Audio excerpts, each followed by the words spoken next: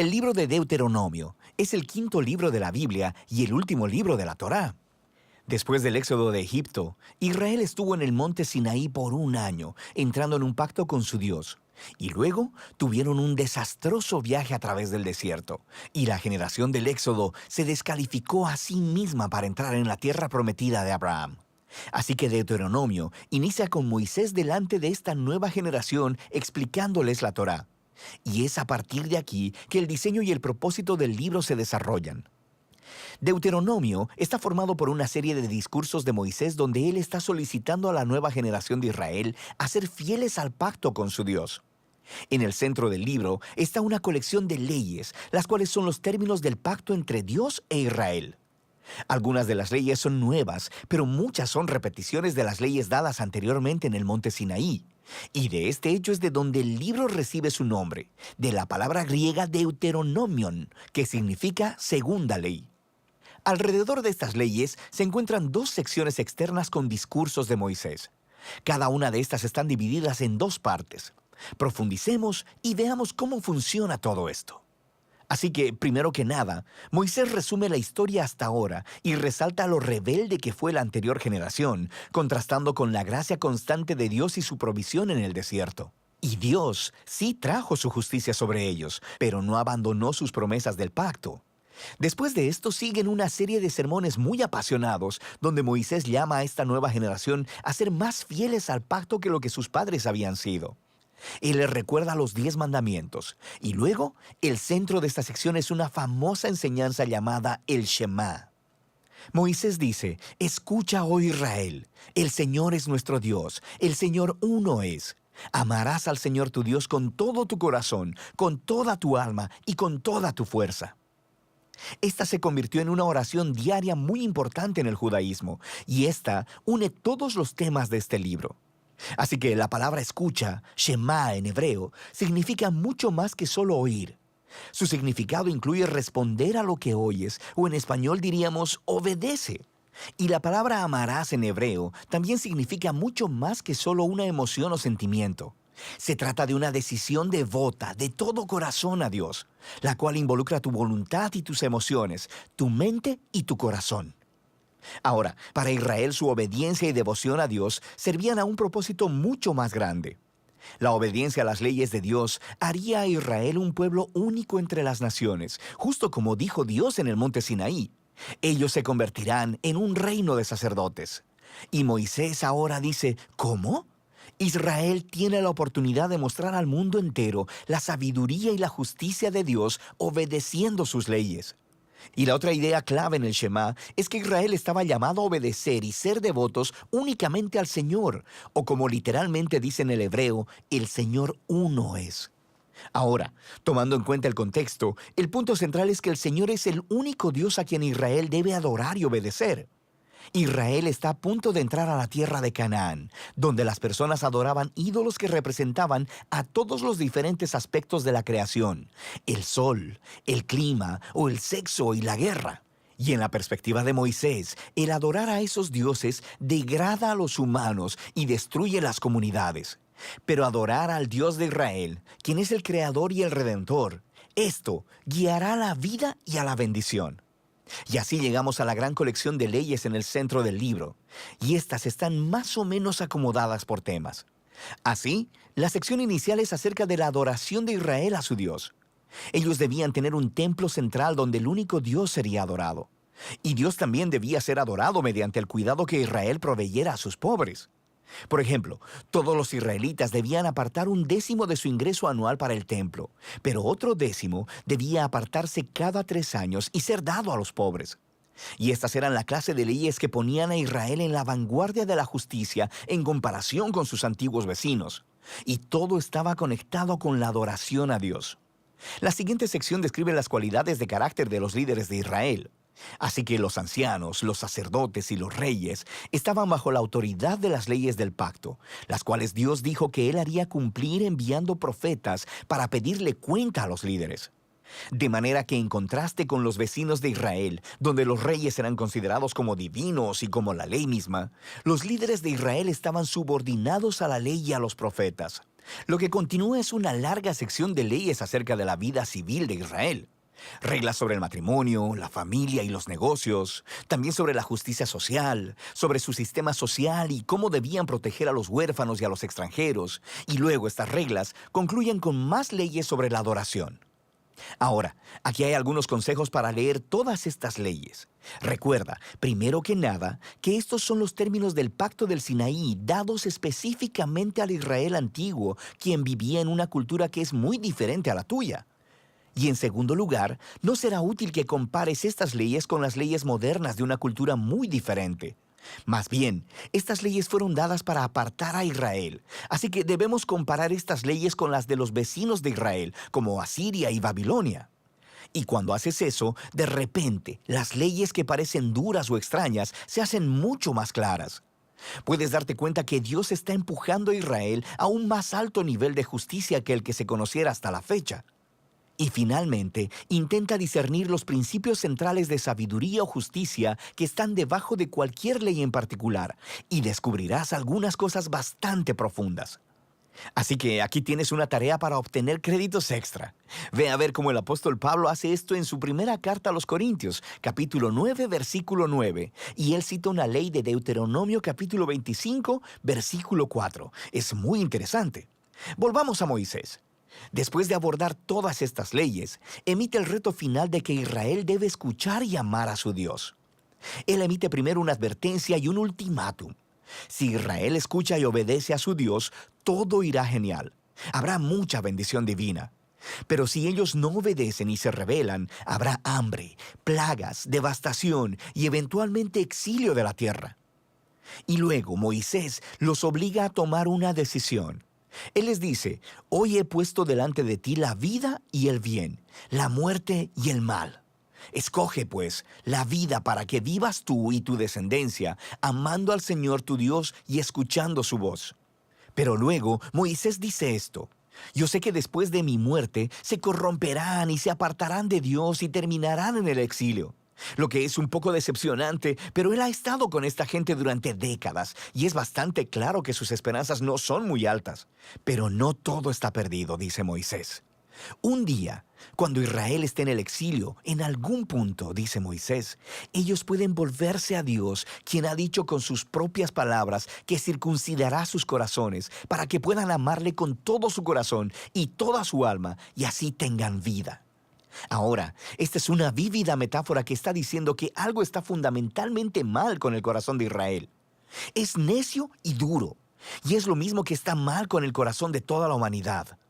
Esto regresa a la rebelión de los humanos en el jardín del Edén. Los humanos eligieron separarse de Dios. Ellos quisieron definir por sí mismos el bien y el mal, y como resultado, arruinaron el mundo bueno de Dios. Pero un día, dice Moisés, Dios hará algo para transformar los corazones de su pueblo, para que puedan realmente escuchar y amar a Dios con todo el corazón. Y entonces serán llevados de vuelta a la vida verdadera. Esta es la promesa que retoman los profetas bíblicos posteriores, Jeremías y Ezequiel, la esperanza de un nuevo corazón. Así que Moisés termina su discurso con un poema de advertencia y luego de bendición. Luego sube a una montaña y muere. Y así termina la Torá. Todas las tensiones de los temas en la historia bíblica son colocados en su lugar, pero se quedan sin resolver. ¿Cuándo vendrá el descendiente de la mujer y derrotará al mal? ¿O cómo rescatará Dios a todo el mundo y bendecirá a todas las naciones a través de esta familia? ¿Y cómo pueden reconciliarse la santidad de Dios con personas que son rebeldes continuamente? ¿Y cómo transformará Dios los corazones de su pueblo? Para saberlo, deberás seguir leyendo, pero por ahora, de eso trata el libro de Deuteronomio. Ya ustedes han visto el video, entonces la idea de hoy es concluir con el libro de Deuteronomio, y al concluir con el libro de Deuteronomio, concluimos entonces con el qué. ¿Cómo se llama esa sección que estamos viendo de los primeros 5 libros? El Pentateuco. El Pentateuco, los primeros 5 libros de Moisés. Y como ustedes ya han visto, en el libro de Deuteronomio, la mayor parte del libro son discursos. Hay algunos eventos, pero mayormente son discursos. De hecho, Deuteronomio significa, en la palabra griega, que significa segunda ley. O sea que es como la repetición de lo que sucedió en Éxodo, en parte de Éxodo y Levítico, pero no es una repetición exacta. O sea, hay algunas cosas que se añaden y en algunas de esas repeticiones tienen algunos detalles distintos en ese aspecto. Ahora, hermanos, este es un libro muy importante. Todos los libros son importantes, pero hay libros que tienen una particular importancia, porque de hecho el libro de Deuteronomio y los Salmos son los dos libros del Antiguo Testamento que más se citan en el Nuevo. O sea que eso le da una importancia fundamental a este libro, y para entender muchos aspectos relacionados al tema de la ley de la gracia, el libro de Deuteronomio nos ayuda mucho en eso. Ahora bien, hermanos, recuerden el contexto histórico. Eso es siempre cuando uno estudia un libro, es lo primero que hay que ver. Nosotros vimos la semana pasada el libro de Números. Israel salió de Egipto. Pero ¿qué pasa al poco tiempo? Recibió la ley, llegaron a Sinaí y ahí se quedaron un tiempo en lo que recibían la ley. Y ahí pasó lo del becerro de oro, las demás cosas. Y después vino el tema de la desobediencia del pueblo, de la queja del pueblo. ¿Y qué pasa entonces? Que en el libro de Números se habla de cómo Dios dijo: pues ya ustedes no van a entrar a la tierra prometida. Entonces, pero ¿qué pasó en Levítico, por ejemplo? No, que Levítico, parte de Éxodo, de cuando estaban en el Sinaí, del 20 en adelante, 19 en adelante, y el libro de Levítico, todo ese tiempo estaba en el monte, recibiendo la ley. O sea que la parte histórica que llega hasta Éxodo 19 se resume ¿dónde? En Números. En ese aspecto. Entonces, en Números, ¿qué sucede? El hecho de que ese pueblo no puede entrar, sino que dice son los hijos que le va a tocar. Entonces, cuando llegamos a Deuteronomio, nosotros estamos ya con esa generación. Ya ha muerto la generación que salió de Egipto. Solamente queda Moisés, es el único que queda. Ya esa generación murió, salvo los que tenían menos de 20 años de edad. Entonces, la idea es que ya el pueblo de Israel está ahí mismo en la entrada de la tierra prometida. Y entonces Dios dice, hermano, el Señor se toma su tiempo para las cosas. Uno cree, ya, no, su tiempo. Y ahora ellos tienen que hay una serie de discursos bien largos, que para el Señor tenían mucha importancia. Esta era una nación que estaba fundada en las promesas de Dios, y por el poder de Dios habían sido preservados. Ellos habían hecho el pacto con el Señor, habían recibido las leyes, tenían el tabernáculo, ¿se acuerdan? Donde ahí estaba la presencia de Dios.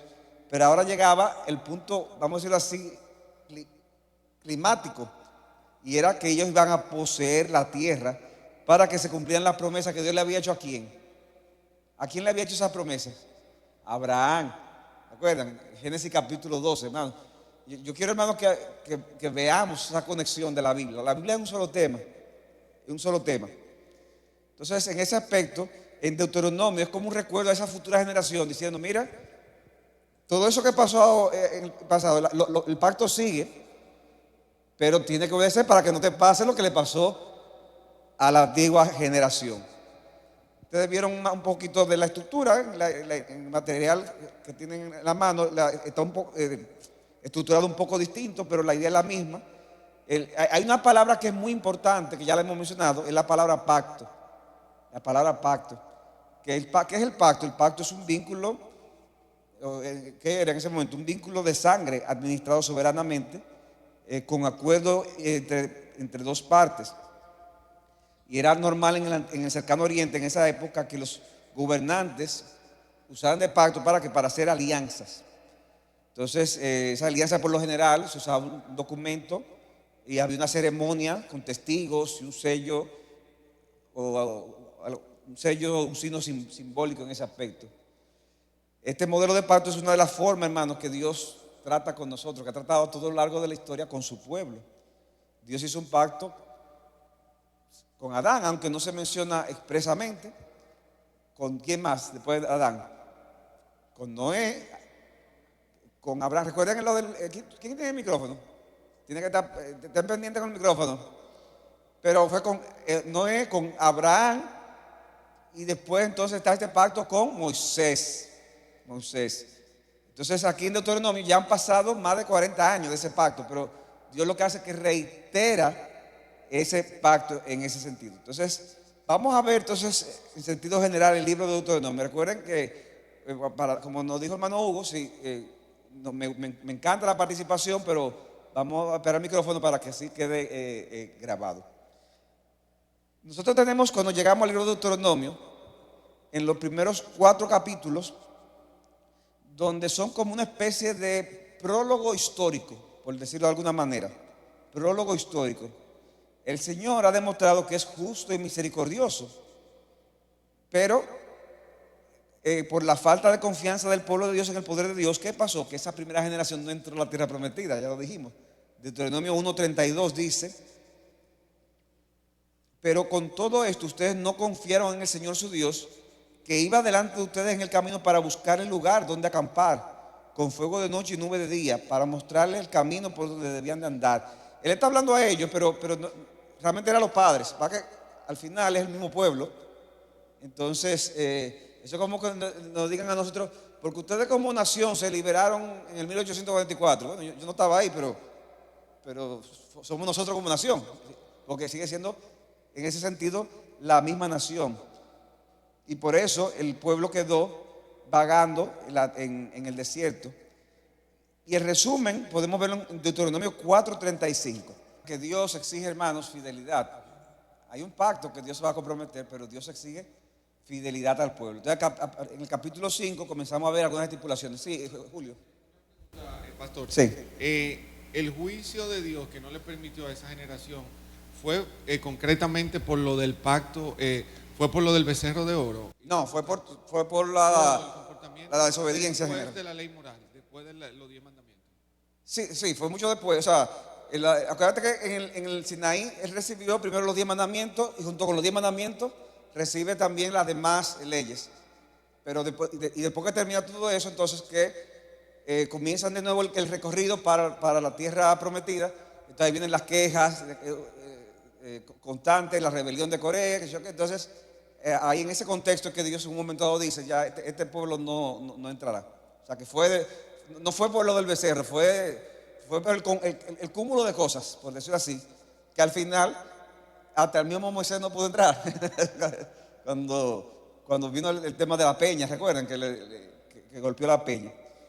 Entonces, ¿qué tenemos a partir del capítulo 5? Entonces vemos algunas estipulaciones generales, leyes que son generales del 5 al 11, lo pueden ver aquí en la segunda página aquí, para luego entrar a leyes más específicas. ¿Qué hace Dios entonces? Dios primero deja claro que esa relación con Israel, que puede parecer, wow, qué tedioso, qué estricto, muchas cosas. Sin embargo, Dios al final está diciendo, al final esto es una relación de amor. O sea, es por el bien de ustedes, porque los amo a ustedes. Por eso dice en Deuteronomio, capítulo 6, versículo 4, escucha, oh Israel, el Señor es nuestro Dios, el Señor uno es. Amarás al Señor tu Dios con todo tu corazón, con toda tu alma y con todas tus fuerzas. Estas palabras que yo te mando estarán sobre tu ¿qué? Corazón. Lo que lo mencionaron ahí, se le llama en hebreo el chema, que es la palabra para oír, pero es un oír con características especiales, como enseñaba el video que vimos al principio. Yahvé es el único Dios, es el solo Dios, y nuestro amor hacia Él debe ser un amor total y consumidor. ¿Y cómo se manifiesta ese amor? ¿Cómo se manifiesta que yo amo a Dios? ¿Quién me dice? Levantando la mano. Junito. La obediencia. Por la obediencia a los mandamientos. Tú puedes leer ahí Deuteronomio capítulo 7, del 7 al 8. El Señor no puso su amor en ustedes, ni los escogió por ser ustedes más numerosos que otro pueblo, pues eran el más pequeño de todos los pueblos. Mas porque el Señor los amó y guardó el juramento que hizo a sus padres, el Señor los sacó con mano fuerte y los redimió de casa de servidumbre, de la mano de Faraón, rey de Egipto. O sea que, ¿por qué el Señor amó a Israel? Al final la respuesta es la promesa que hizo, O sea, pero al final, por Abraham, dice aquí, pero al final, lo que estamos diciendo es que no hubo nada en el pueblo mismo que lo motivara. Si fuera por el pueblo, lo hubiéramos recibido igualito que a los otros. Y eso es importante, hermano, porque a veces uno puede pensar, wow, bueno, pero que había un pueblo especial. Bueno, fue especial porque Dios lo hizo especial, pero no porque era más bueno que nadie. ¿Ustedes recuerdan el texto que le dice a Jacob amé y Esaú aborrecí? Y que alguien fue donde el Spurgeon, el predicador del siglo XIX, y le dijo, yo no entiendo ese texto, pastor. Ay, que tú no entiendes ese texto. ¿Cómo es eso de que cuando Jacob amé y Esaú aborrecí? Pero, ¿qué es lo que tú no entiendes específicamente? Eso de que Esaú aborrecí, ¿cómo es posible que Dios aborreció a Esaú? Y Spurgeon dijo, no, pues perdón, yo no te entendí. Eso fue lo que a mí me sorprende que amara a Jacob.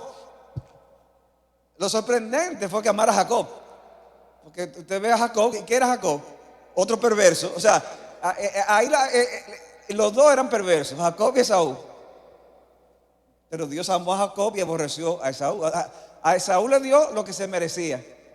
Con Jacob tuvo gracia. Claro, Dios hizo una obra y él, ¿verdad?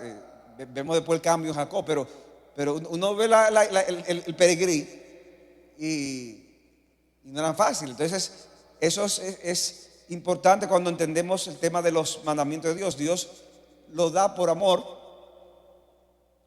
para nuestro bien, pero al final es por su gracia, no porque lo merezcamos nosotros. Y lo mismo al día de hoy. Nosotros vemos entonces cómo en los capítulos, decíamos, del 4 al 11, se dan como esas, 5 al 11, perdón, esas leyes generales. En ellas también vemos cómo se repite los 10 mandamientos en Deuteronomio capítulo 5. Ahora, interesante que aunque se repiten los 10 mandamientos, no todo lo que está en Éxodo 20 está exactamente igual en Deuteronomio. Porque en Deuteronomio vemos un énfasis en el hecho de la relación de Dios con Israel. Y es por eso que él dice, para dar un ejemplo, en Deuteronomio capítulo 5, versículo 12, cuando dice guardarás el día de reposo. En Éxodo 20 decía, porque 6 días hizo Dios el cielo y la tierra y el séptimo descansó.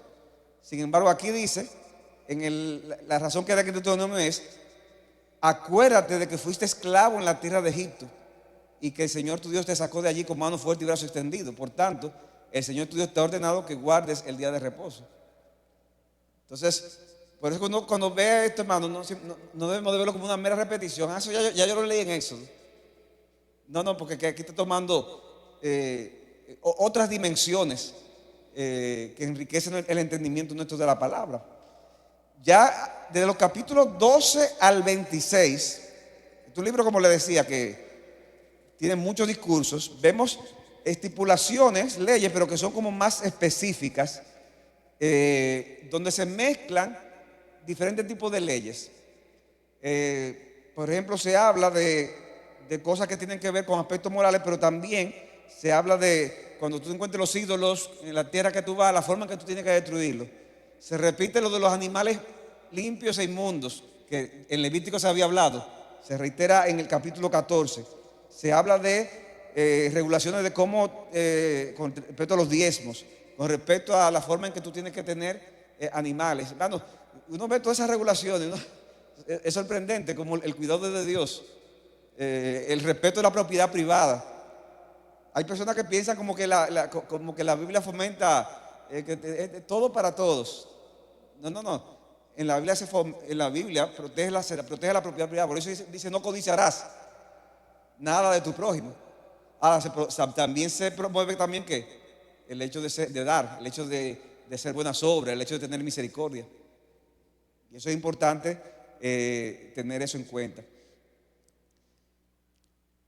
Nosotros vemos, hermano, entonces cómo todas estas leyes eran importantes para cuando el pueblo entrara a la tierra prometida. Ahora bien, cuando uno lee esas leyes del Antiguo Testamento, yo conozco gente que han dicho, no, cuando me toca leer eso, yo lo que hago es que lo brinco.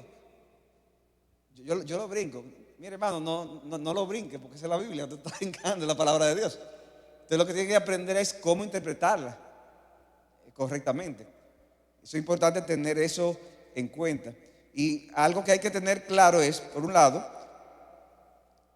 que muchas de esas leyes hacen de Israel una nación que, en comparación con las demás naciones, una nación que, levante la mano, una nación que, Nayeli, Una nación diferente, una nación apartada. apartada. ¿Cuál es la palabra? Santa. Santa, una nación santa. O sea, hace de Israel una nación santa. Pero también nosotros vemos, hermanos, cuando pensamos, leemos esas leyes, que se cumplen en quién. Esas leyes se cumplen en Cristo. O sea, que nosotros no podemos leer el Antiguo Testamento, el Pentateuco, con ojos de como si estuviéramos viviendo en esa época. Usted sabe que hay gente que enfatiza no, que hay que leerlo así, como que está viviendo en esa época. Y por eso algunos inclusive llegan al extremo de decir que hay que tratar de copiar algunas de esas cosas. Pero no, hermano, nosotros no podemos leerlo con los lentes del Antiguo Testamento porque ya no estamos en el Antiguo Testamento. Nosotros tenemos que verlo para poder hacer la interpretación original, o sea, decir, ok, ¿qué significó eso para los israelitas en el momento que lo recibieron? Eso sí, pero a la hora de aplicarlo para mí, ¿qué yo tengo que hacer? Yo tengo que ir de ellos a Cristo y de Cristo a nosotros. Yo no puedo ir de ellos a nosotros directamente, porque entonces van a haber muchas malas interpretaciones. Entonces, a veces, muchas veces los creyentes nos pasa que cogemos ciertos textos del Antiguo Testamento y sobre todo el Pentateuco y lo interpretamos como que son promesas para nosotros. No, porque todo lo que pise la planta de tu pie será tuyo, dice Deuteronomio, un texto. Entonces una gente por ahí, ya te sabe, pisando la planta del pie de una casa que quiere comprarse entonces, no, es que hay un error ahí. ¿Por qué? Porque se está aplicando del ellos al nosotros sin pasar por ¿dónde? Sin pasar por la cruz de Cristo. Pero cuando pasamos por la cruz de Cristo, entonces vemos que nosotros debemos interpretar esas leyes que están ahí con la visión nuevo testamentaria, con ojos cristocéntricos. ¿Se entiende? O sea, que deje de estar con esos textos dando cosas, que no es así. Dice Deuteronomio 27:26, yo decía que todo se cumple en Cristo. Dice Deuteronomio 27:26, maldito el que no confirme las palabras de esta ley para ponerla por obra. ¿Y qué pasó con el pueblo? ¿El pueblo cumplió esas leyes? No, el pueblo quedó maldito en ese sentido. Ahora, ¿quién la cumplió? Cristo. ¿Y Cristo se hizo qué? Maldición por nosotros. ¿Ustedes ven, hermano, la conexión? Maldición por nosotros. ¿Para qué? Para que nosotros, podamos ser libres. ¿Y qué dice Cristo? Que todo el Antiguo Testamento habla de quién? Habla de Él. O sea que, hermano, cuando usted vaya a leer Deuteronomio o Números o Levíticos, si usted no ve a Cristo, usted está leyendo algo está leyendo mal. Si usted no ve a Cristo, algo está viendo mal. Porque hay que aprender a ver a Cristo en toda la Biblia. Porque Cristo dice, toda la Biblia habla de mí. Ya ahí no hay discusión. Claro, hay que tener cuidado. Eso no quiere decir que vamos a espiritualizar la Biblia. Porque eso no quiere decir que ahora cada cosita, cada palabra, cada letra, no, es viendo el contexto, viendo el mensaje, viendo cómo se conecta eso con la historia de la redención. Los teólogos con frecuencia, cuando piensan en la ley, en estas leyes, hacen una triple división. ¿Cuál es esa triple división? ¿Quién me la puede decir de la ley? ¿Quién sabe? La triple división de la ley. Aquí, allá, Gregorio, que tenía tiempo que no te veía. Gregorio Canela. Entiendo que son morales, civiles y ceremoniales. Correcto. ¿Cuáles son las morales? Tú mismo, Gregorio. Bueno, son aquellas leyes que tienen que ver con la conducta, el comportamiento. Como, ¿Y las civiles no tienen que ver con el comportamiento? Sí, también. Te Te refieres al tema de no adulterar, no matarás. Entonces, tú me estás dando ejemplos. Sí. Vamos a decirlo así, que son leyes que reflejan el carácter El moral carácter de Dios. exactamente. En ese sentido, gracias, me dijo muy bien, gracias. La ley moral está resumida en los 10 mandamientos, pero no podemos quedarnos en los 10 mandamientos, porque o sea, hay muchas cosas que salen de ahí, que por eso es importante ver toda la ley. Porque a veces pasa también, antes de responderte esto, déjame decir algo de la civil y la ceremonial, para decir algo de eso. ¿Qué son las leyes civiles entonces? Las leyes civiles tenían que ver con el manejo de Israel como nación. Esas son las leyes civiles.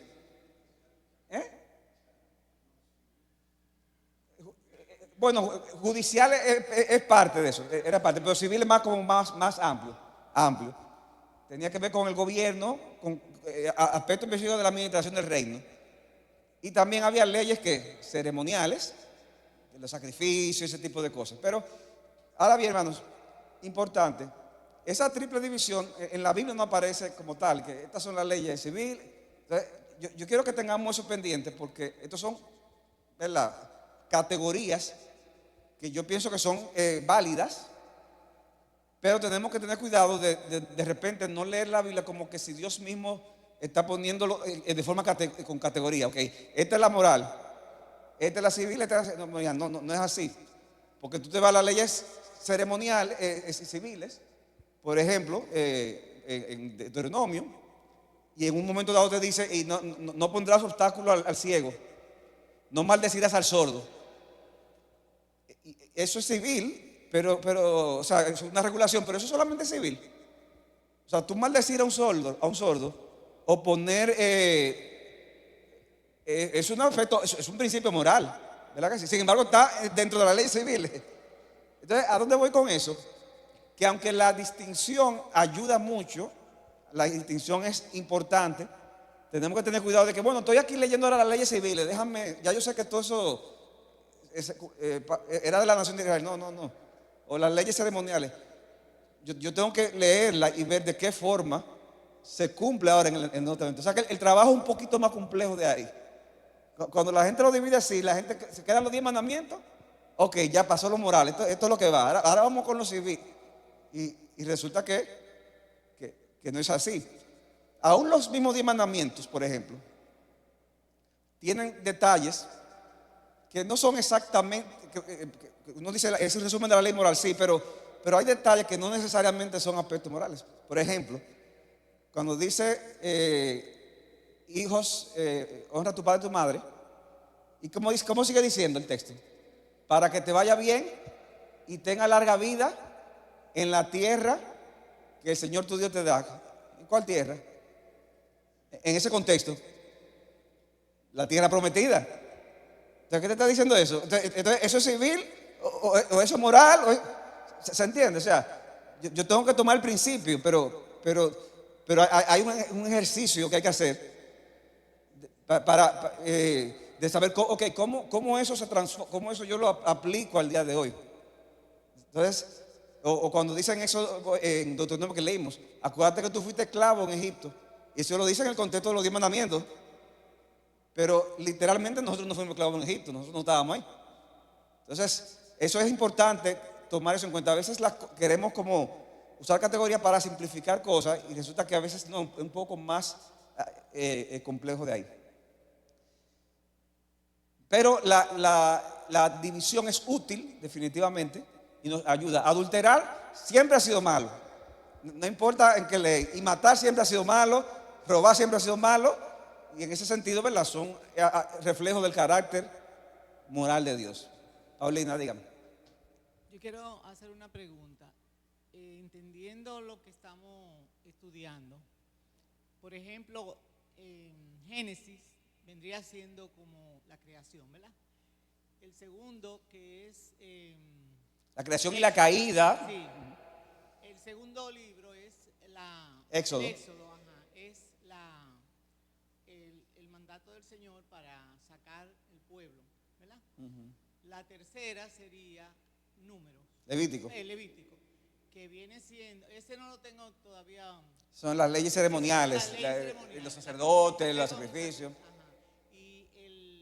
O sea, porque entendiéndolo de esa manera, uno puede también estar más claro. Claro, claro. Entonces, el número, que es lo que viene de la... No, ya el número pasó ya. El número pasó, Estamos en Deuteronomio. es en el orden. Ajá. Levítico, ¿verdad? No, Génesis, Éxodo, Levítico, número, y hoy estamos en Deuteronomio. O sea, entendiéndolo de esa manera, por ejemplo, en Deuteronomio, lo que estamos entendiendo hoy es sobre la ley. Sí, acuérdate, yo dije al principio, es Deuteronomio, ¿qué quiere decir? Segunda ley. Que básicamente es la ley que en Éxodo 20, comenzó a partir de Éxodo 20 en Levítico, se repite, resumido, se añaden algunas cosas, se le cambian énfasis en algunas cosas, pero es como un recuerdo. ¿Por qué? Porque la generación a la que se le escribe Deuteronomio no es la misma que la de Éxodo y Levítico. La de Éxodo y Levítico fueron los que al final murieron en el desierto. La de Deuteronomio eran los niños de ellos. Entonces, esa es la idea a grandes rasgos en ese aspecto. Sí, doña... No sé qué es lo que me pasa, los nombres hoy los tengo así como, pero doña Carmen. Deuteronomio viene a ser como la despedida, como cuando un padre se va, que le repite a sus hijos, recuérdate que cierre la puerta, que haga esto. Entonces, Exactamente, eso es lo que está muy haciendo bien. Moisés, Exactamente. diciéndole a su pueblo todas las cosas, recordándolas que Dios le había dicho, porque ya él se iba. Exactamente, muy bien, muy bien. Hijos y nietos. Ya finalmente, hermanos, no sabía que era tan tarde, los capítulos 27 al 30, nosotros vemos entonces de una manera más explícita cómo se renueva el pacto. Pero no fue un pacto nuevo, sino que el mismo pacto de Moisés, que hay una renovación de ese pacto. Y nosotros vemos, hermano, cómo se habla de bendiciones para los que él cumple y maldiciones. Pero miren por qué es importante no saber cómo interpretar la Biblia. Porque en ese pacto se habla de ¿qué pasa si el pueblo obedecía? Iba a haber lluvia, iban a prosperar en algunas cosas, la tierra iba a ser más fácil. O sea, había una serie de cosas. Hay personas que creen como que si hacemos eso hoy, no va a haber sequía. No, hermano, eso son estipulaciones del pacto de Moisés con Israel. Que si Israel la cumplía, se iba a suceder a la nación de Israel. Por eso ustedes ven época cuando decía que había hambre en la tierra de Israel. Era un reflejo de que el pueblo se había apartado. Y por eso es que en esa misma maldición dice, en Deuteronomio capítulo 28, versículo 36, ¿qué va a pasar también si desobedece y no te arrepientes? El Señor te llevará a ti y a tu rey, al que hayas puesto sobre ti, a una nación que ni tú ni tus padres han conocido. Y allí servirá a otros dioses de madera y de piedra, y vendrá a ser motivo de horror y proverbio y burla entre todos los pueblos donde el Señor te lleve. O sea, esto es algo, hermanos, de Israel como nación.